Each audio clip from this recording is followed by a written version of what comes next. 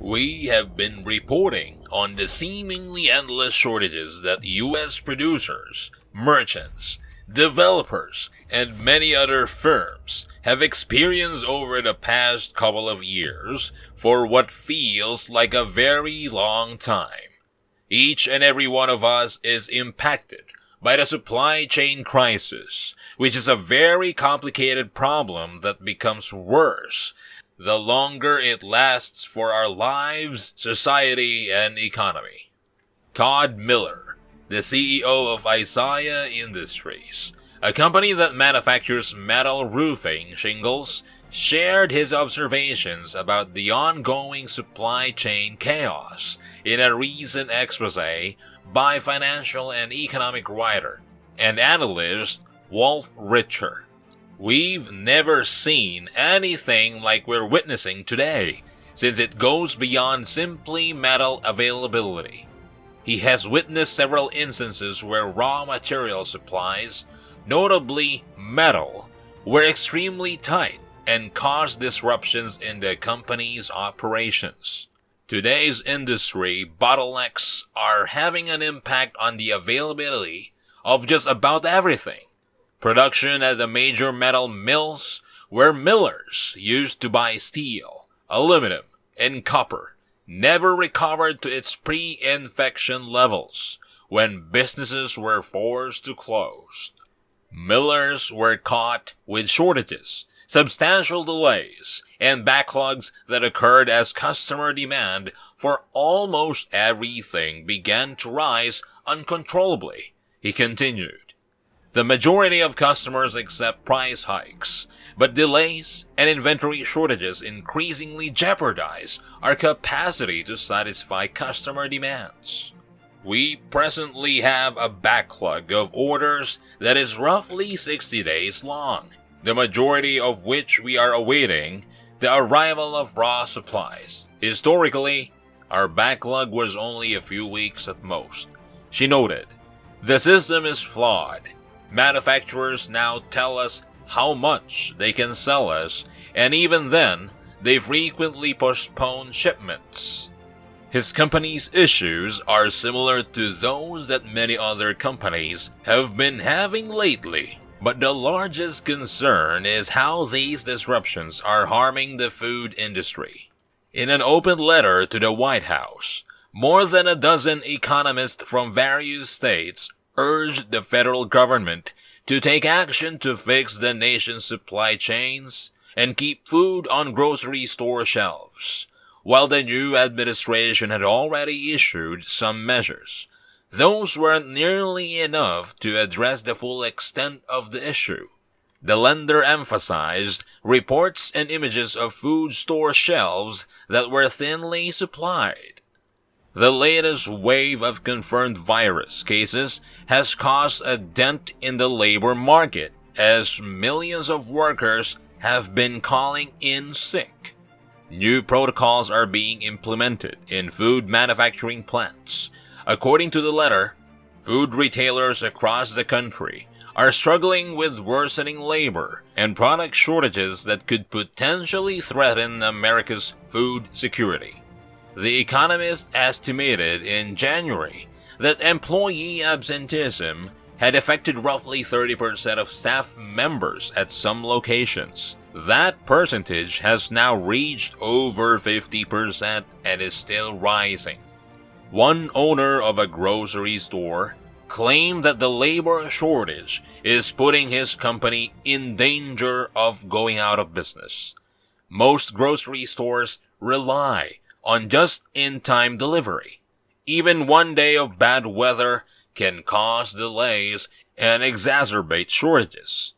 Other problems include a severe shortage of truck drivers here in the US and across the border in Canada. According to Gary Sands, president of Canada's Independent Grocers Association, recent demonstrations that have paralyzed the nation are causing significant delays, especially with the supply of fruit and vegetables from California. The problem is compounding and putting a lot of pressure on the food supply of both countries. According to Sands, many Canadian supermarkets lack close to 40% of their standard assortment of goods on hand. In the US, where customers have been posting videos of completely empty stores, the rate of out-of-stock merchandise is currently approaching 60% on average. The shortage of truck drivers is a real problem that has never received adequate attention. If there are not enough truck drivers to distribute and carry the items to stores all across the country, we will have to get used to seeing bare shelves for a very long time. We can get millions of containers full to the brim with things arriving from China and around the world. While the industry in the US requires at least 80,000 new truck drivers to keep up with the demand, Canada is experiencing a lack of 20,000 truckers. The US Express, one of the biggest truckload carriers in the country, claims that over the next several years, the industry would face a shortage of 160,000 drivers and a need for 1 million additional drivers. The large resignation trend and the new breakouts that surfaced last year contributed to some of the issue. If nothing is done to encourage job creation in this sector, supplies won't be provided no matter how many we import, driving up prices and inflation even further. Due to the circumstances, it is impossible for small producers to ship their goods to retailers in other states and across international borders. The hardest damaged are perishable vegetable farms on the West Coast. To convey produce like lettuce and berries before they spoil, they are now paying nearly triple the freight prices they did last year. Prices per trip ranging from $18,000 to $20,000, according to the most recent statistics provided by the National Cruises Association.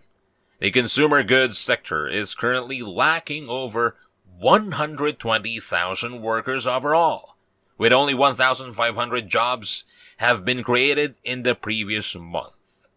The organization also made a point of the fact that many of its grocery store members were only using half of their workforce capacity. Contrarily, shoppers continue to stockpile food out of concern that there may be additional shortages in the following days.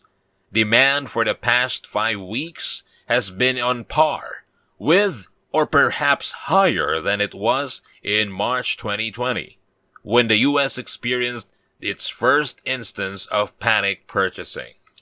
Food delivery to supermarkets and distribution centers were delayed for hours around the East Coast due to snow and ice storms that slowed travel. The shipping of perishable fruits and vegetables was further delayed as a result of such delays, which spread across the nation. Many producers of shelf-stable goods are choosing to wait for backlogs to diminish, while growers with perishable products are forced to pay inflated shipping costs to entice truckers. The supply of canned products, sodas, and snacks is not being replenished because of this. They make every effort to conserve money in order to keep costs low for customers. But this does not mean that their choices are free of expense. In the midst of a labor scarcity brought on by a health issue, Industries PBG Incorporated CEO Michael McGarry described a day in the life of a plant manager. The supply chain professionals are telling me they're going to have to make smaller batches due to the lack of inventory. So he claims that the toughest job right now is being a plant manager. They wake up in the morning and check their phone to see how many people call off sick. Then get to work and go through the dark area to see how many trucks did not get picked up. The sales staff then informs them of the number of consumers we will lose if we don't get supplies out the door. They've faced a variety of challenges by the time they reach their desk, even before their daily meeting. It is clearly obvious that the U.S. labor and supply chain nightmare will never end, and that the situation is far from being resolved.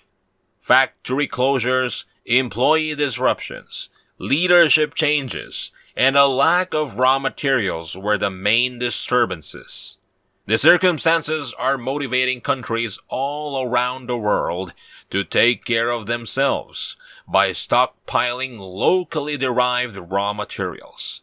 As exports decrease and countries that depend on those exports experience shortages, this will have a detrimental impact on the supply chain.